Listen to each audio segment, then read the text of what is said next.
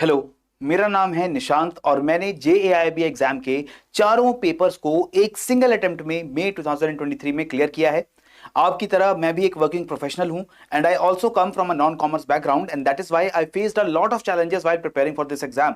But मैंने जो strategy use की जिसकी वजह से I was able to qualify all the 4 papers in a single attempt, वो स्ट्रेटजी मैं आपके साथ इस वीडियो में शेयर करने जा रहा हूं। और अगर आप इस स्ट्रेटजी को और डिटेल में जानना चाहते हैं, इस स्ट्रेटजी से जुड़ी हुई कंटेंट वीडियोस, एमसीक्यू सेशंस और जो मैराथन सेशंस हैं, अगर आप देखना चाहते हैं then I would request you that please subscribe to our YouTube channel. हमारे यूट्यूब चैनल को सब्सक्राइब करके आप अगर बेल आइकॉन को दबा देते हो तो हमारे चैनल के ऊपर जो आपको इंपॉर्टेंट टॉपिक से जुड़े हुए लेक्चर्स देखने को मिलेंगे, जो रिकलेक्टेड यानी कि प्रीवियसली आस्क्ड क्वेश्चंस आपको देखने को मिलेंगे, जो स्ट्रेटजी वीडियोस आपको देखने को मिलेंगी, इन सब की नोटिफिकेशंस आपको टाइमली पहुंच जाएंगी और आप इन सभी वीडियोस को देख करके अक्टूबर 2023 की अपनी प्रिपरेशन को बेटर बना सकते हो।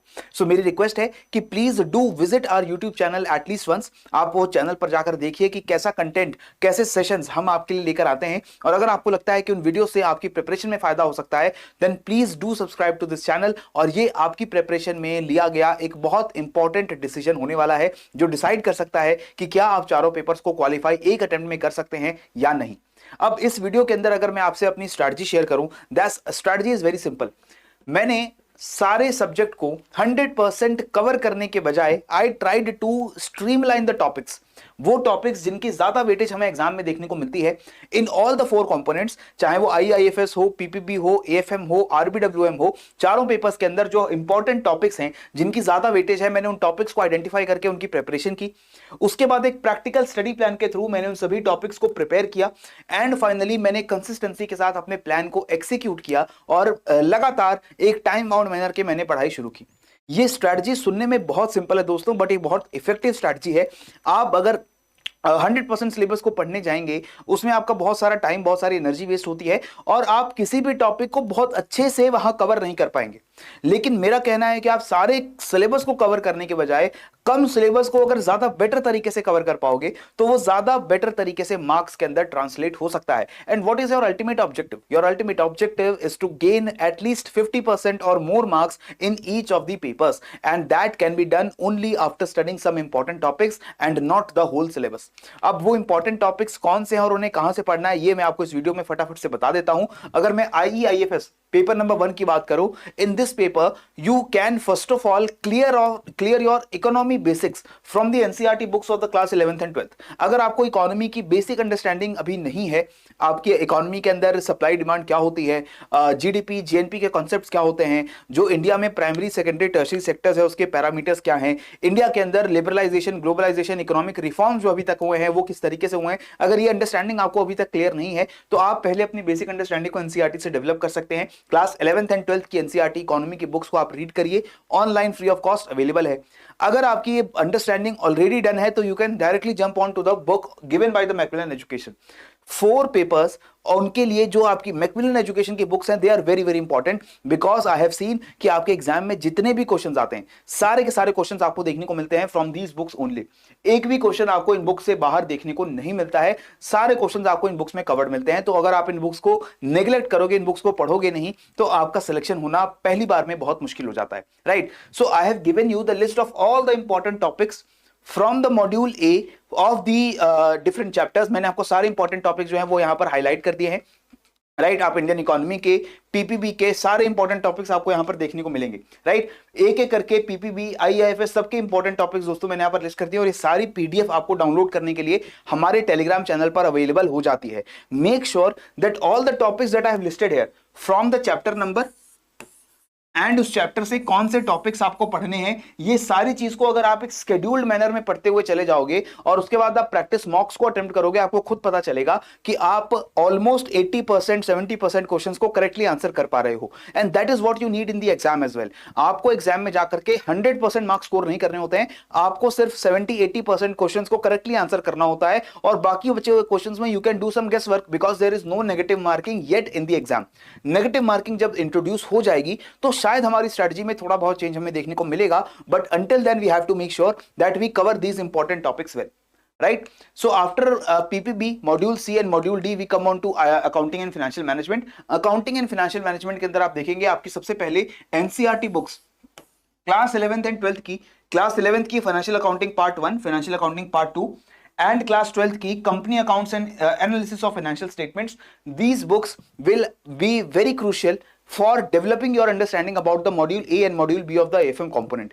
वहां पर मॉड्यूल ए में और मॉड्यूल बी के अंदर आपका जो भी अकाउंट्स का बेसिक्स आपको पढ़ना होता है, अगर आप एनसीईआरटी बुक से पढ़ लोगे तो बहुत जल्दी कम समय के अंदर आपको समझ चीजें आ जाएंगी. और उसके बाद मॉड्यूल सी एंड डी के लिए आप मैकमिलन एजुकेशन की बुक्स को यूज कर सकते हैं. एंड इसके अलावा एएफएम के सारे इंपॉर्टेंट कंपोनेंट्स को भी मैंने यहां पर लिस्ट डाउन कर दिया एक टेबुलर फॉर्मेट में. All the chapters and their topics which you have to cover, वो सारी चीजें मैंने यहां पर लिख दी हैं. यहां पर कुछ चैप्टर्स ऐसे हैं जो आपको पूरे कवर करने हैं, पूरा पूरा चैप्टर पढ़ना है, लेकिन कुछ चैप्टर्स ऐसे हैं जहां पर कुछ एक दो टॉपिक्स ही पढ़ करके आपको आगे बढ़ जाना है. You need not cover the entire chapters. There are certain chapters as well जिनको आपको बिल्कुल पढ़ने की जरूरत नहीं है. ये चैप्टर्स बिल्कुल भी इंपॉर्टेंट नहीं है, एक या दो सवाल इन चैप्टर से आते हैं एग्जाम के अंदर और उनकी वेटेज बहुत ज्यादा नहीं रहती है. ठीक है. Next is module D, the new module of the FM component. यहां पर टैक्सेशन फंडामेंटल्स कॉस्टिंग एक स्कोरिंग मॉड्यूल है एफएम का, इसको भी आप लोग ध्यान से पढ़ेंगे. इसके अंदर भी मैंने आपके सारे इंपॉर्टेंट टॉपिक्स को हाईलाइट किया है. Then comes RBWM, the shortest and the simplest according to me जो कंपोनेंट है हमारे पूरी प्रिपरेशन का. बहुत कम समय के अंदर आपके आरबीडब्ल्यूएम की प्रिपरेशन हो जाती है. अगर आप आईआईएफएस और पीपीबी और एफएम को देखें तो ये तीनों सब्जेक्ट्स थोड़े ट्रिकी हैं. आईआईएफएस नया कंपोनेंट है, डायनामिक कंपोनेंट है, इसके अंदर बहुत सारा डेटा और फिगर्स आपको याद करने होते हैं. पीपीबी का सिलेबस सबसे ज्यादा बड़ा है, सबसे वास्ट है. हालांकि पीपीबी में काफी ऐसी चीजें हैं जो बैंकर्स होने की वजह से आप लोगों को ज्यादा क्लियरली समझ आ जाएंगी, लेकिन सिलेबस वास्ट होने की वजह से वहां पर आपका काम मुश्किल है. एएफएम एक टेक्निकल सब्जेक्ट है. अगर आप अकाउंट्स के बैकग्राउंड से नहीं आते हो तो आपको अकाउंट समझने में थोड़ा समय लग सकता है, वहां पर थोड़ी कंफ्यूजन हो सकती है. लेकिन आरबीडब्ल्यूएम का सिलेबस भी छोटा है और इसके अंदर टॉपिक्स भी बहुत ज्यादा ट्रिकी नहीं है जिनको समझना बहुत ज्यादा मुश्किल नहीं है. सो आरबीडब्ल्यूएम को भी आप अगर मैकमिलन एजुकेशन की बुक से प्रिपेयर करें तो वो ज्यादा बेटर हमारे लिए रहता है. इसके एडिशन में we also see that RBWM has the list of important topics which are again very short. कोई बहुत ज्यादा टॉपिक्स हमें आरबीडब्ल्यूएम से भी देखने को नहीं मिलते हैं. ये सारे टॉपिक्स की लिस्ट आप लोग जरूर अपने पास रखिए और इस लिस्ट को आप लोग प्रिपेयर करिए. हमारे यूट्यूब चैनल के ऊपर भी हम इन्हीं टॉपिक्स की लेक्चर्स, वीडियो लेक्चर्स, उनसे जुड़े एमसीक्यूज आपको कवर करवाते रहते हैं, ताकि जब आप एग्जाम में जाएंगे तो आपको ये सभी टॉपिक से जुड़े हुए कोई भी क्वेश्चन आ जाए, वो क्वेश्चन आपसे गलत नहीं होंगे, उन क्वेश्चन के आंसर आपको पता होंगे और इजिली 60-70 मार्क्स आप स्कोर कर सकते हो. और अगर उससे ज्यादा मार्क्स अगर आप स्कोर करना चाहते हैं तो बोनस मार्क्स आप ऑलरेडी स्कोर कर सकते हैं कि अगर आपने बाकी कुछ इंपॉर्टेंट बचे हुए चैप्टर्स को पढ़ लिया और जो चैप्टर्स मैंने यहां पर बताया कि इंपॉर्टेंट नहीं है, अगर आपने उनको भी पढ़ लिया है तो आपके ज्यादा नंबर भी आपको एग्जाम में देखने को मिल सकते हैं. Right. And finally the very important thing that I have done is practice मॉक्स. अगर आप मॉक टेस्ट नहीं अटेम्प्ट करते, क्वेश्चंस को अटेम्प्ट नहीं करते हो, तो ये आपकी सक्सेस के अंदर एक बहुत बड़ा हर्डल बन सकता है. You have to attempt as many mocks as possible and you do not need to wait for the last moment. बहुत सारे एस्पिरेंट लास्ट मोमेंट का वेट करते हैं कि हमारा एग्जाम अगर 8 अक्टूबर से स्टार्ट हो रहा है तो हम लास्ट के 1 या 2 हफ्तों के अंदर मॉक्स अटेम्प्ट करेंगे. आपको वो वेट नहीं करना है. The best start time is right now. आप अभी से इसको स्टार्ट करिए.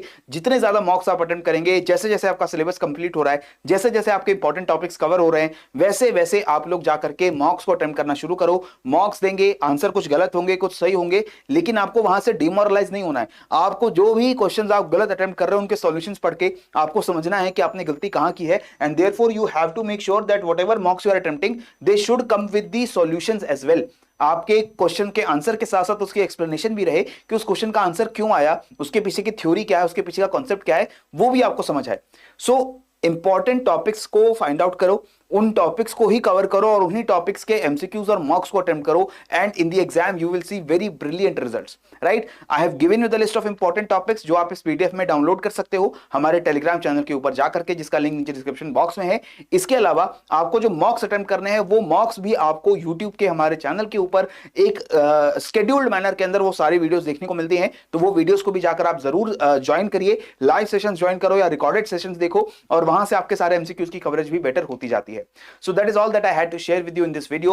Please make sure that you subscribe to our YouTube channel and press the bell icon. अगर आप मिस आउट नहीं करना चाहते अक्टूबर 2023 के अपने इस गोल्डन अपॉर्चुनिटी को, जो शायद विदाउट नेगेटिव मार्किंग का आपका लास्ट अटेम्प्ट हो सकता है, please make sure that you do not waste out on this opportunity और आप अभी इस चैनल को सब्सक्राइब करेंगे और हमारे साथ मिलकर के अपनी जैब की जर्नी को पूरा करेंगे.